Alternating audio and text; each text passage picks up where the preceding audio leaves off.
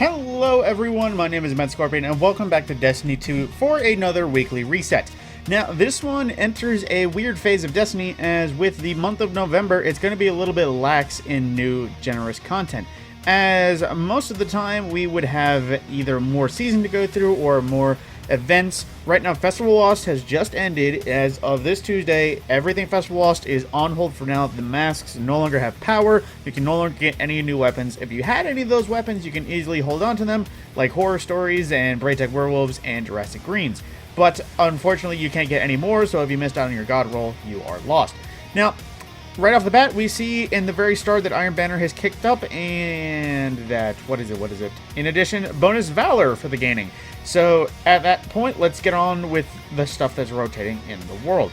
Now, for Crucible, we have momentum control for our rotator match, or our rotator playlist as well, like I said, Iron Banner. But this one's going to be different because we're actually going to have Iron Banner and Trials in the background. And I'm sure we'll see either this Tuesday at a hotfix, I'll have to double check just to be sure, or other details. We'll probably see an adjustment on, Trials matchmaking, as literally everyone said it was a pile of garbage. But at the same time, checking with our... Whoop, that was the wrong button completely. Oh my goodness. Checking with the Vanguard playlist as well, the Nightfall is the Devil's Lair with the Grandmaster modifiers. I always go to the wrong area. Being Overload Barrier Champions with Chaff for no radar, Iraq no Fallen Vandal spawn web mines, as well as the usual Extinguished Match Game Limited Revives, Mob Champions, and Sepulchre's Gaze for incoming arc and splash damage being increased. So anything arc explosive is going to be very gnarly. That being said, just throw in a few arc resist mods and you should be able to tank through this pretty well. This one is an easier Nightfall if you ever wanted one to farm. And speaking of farming, the two weapons available, one is the, what is it? The Sniper and the Scout. Izume and, how did I forget it? The Hung Jury, of all the things to forget. So if you wish to crack, or no, not Hung Jury, I'm an idiot. Plug 1 in Izume. So if you wish to chase after a new Adept Fusion or an Adept Sniper, this is the week to go for it.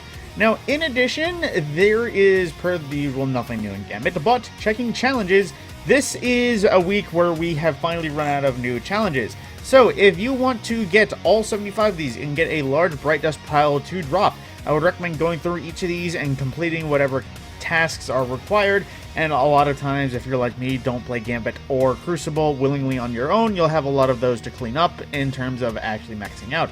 But we still have at least 3 months worth of content to get through before the next season, and we lose access to those challenges, at least I think, unless the 30th anniversary is its own season.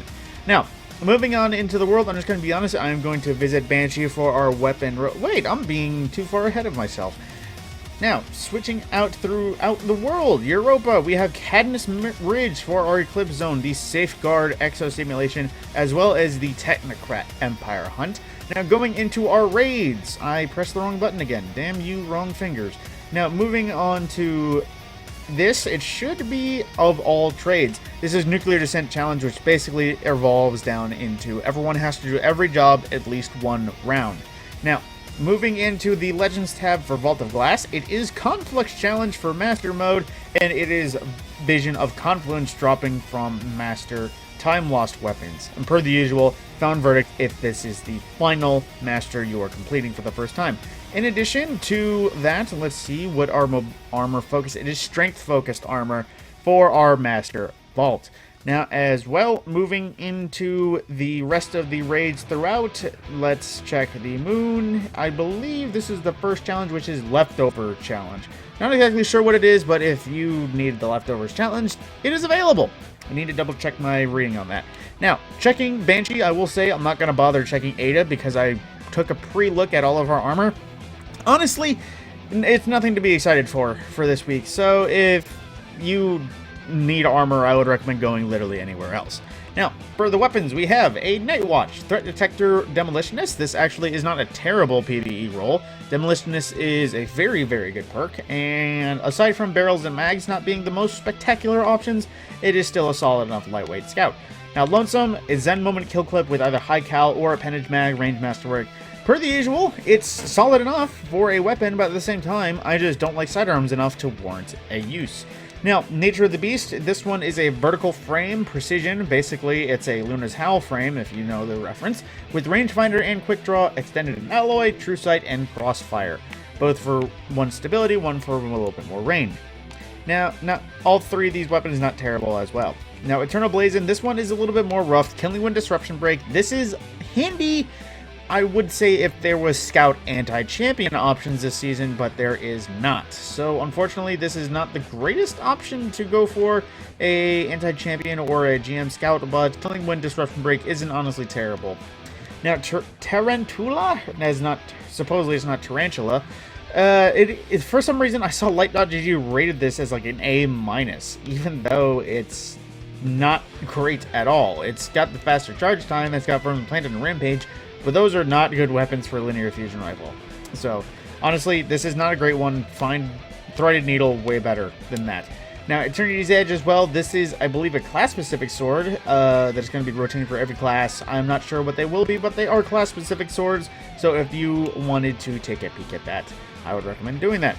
Now, like I said, I'm not even going to bother visiting Ada because her armor rolls for everything was absolute dog crap.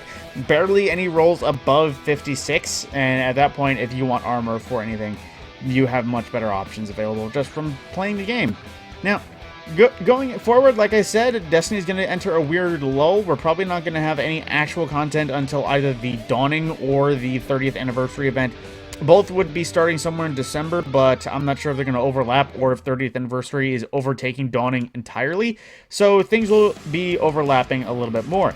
Now, one more video I can guarantee is going to be coming out is one covering my build that I have on right now, which I am not going to give away anything particularly, but it's going to be called Tickle Boom Boom. I'll explain more in the standalone video. So with that, I will be covering Eververse. But per the usual, like I said, we have no more challenges to cover because there are not anymore. And so things might be getting a little bit short. There might be a bit of a content drought in Destiny. So I might actually get into a habit of just making more builds for y'all. My Sweet Business video is any evidence. Bringing up the hidden gems is actually a good option. With that, my name is Matt Scorpion, and I will see you in the next video.